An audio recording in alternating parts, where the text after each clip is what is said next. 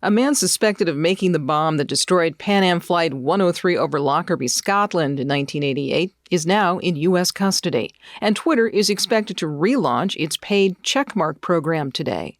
Good morning, I'm Corva Coleman from NPR News, and here are today's top stories. The Libyan man suspected of making the bomb that took down an American passenger plane over Lockerbie, Scotland in 1988 is now in U.S. custody. NPR's Ryan Lucas has more on an arrest that was 34 years in the making. The Justice Department says Abu Aguila Mohammed Masoud Kira al-Marimi made the bomb that detonated on Pan Am Flight 103 over Lockerbie, Scotland in 1988. 270 people were killed, including 190 Americans. 2 Libyan operatives were initially charged and tried in a special court. One was convicted, the other acquitted.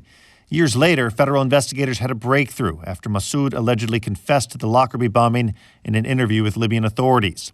That led the Justice Department to charge Masoud in 2020. On Sunday, the Libyans handed Masoud over to an FBI team, which flew him back to the U.S. to face trial in federal court in Washington, D.C.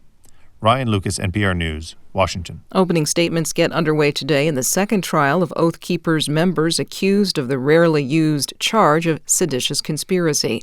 They're charged with plotting to use force to block the transfer of power to President Biden. 4 members of the group are on trial, charged with helping Oath Keepers founder Stuart Rhodes to carry out the plot. He and another member were convicted about 2 weeks ago of the same charge. Twitter launching a program to sell verified checkmarks on its platform. NPR's Bobby Allen says the first attempt by the social media platform's new owner, Elon Musk, led to a flood of impersonators and scammers. This time, Twitter says a few things will be different. First, before someone will receive a checkmark, there will actually be a verification process, unlike last time. And there are new colors: gray checks for governments, gold checks for companies, and blue for individuals. But with less than half of its staff remaining, experts are concerned the company will not have the resources to properly authenticate accounts. Another worry is that trolls, bullies, and spreaders of misinformation will now have a larger megaphone in exchange for being paid subscribers. Twitter, which does not have a communications department, did not respond to a request for comment. Bobby Allen, NPR News. Los Angeles has a new mayor. Former U.S. Congresswoman, Democrat Karen Bass, has taken the oath of office. It was administered yesterday by Vice President Kamala Harris. In her speech, Bass says there are many Los Angeles priorities that all deserve focused, immediate attention.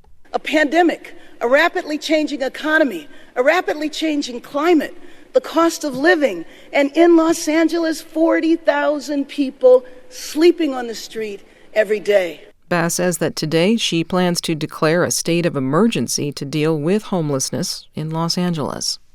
A powerful winter storm is striking the central U.S. The National Weather Service has posted blizzard warnings from northern Colorado to parts of Montana. You're listening to NPR News.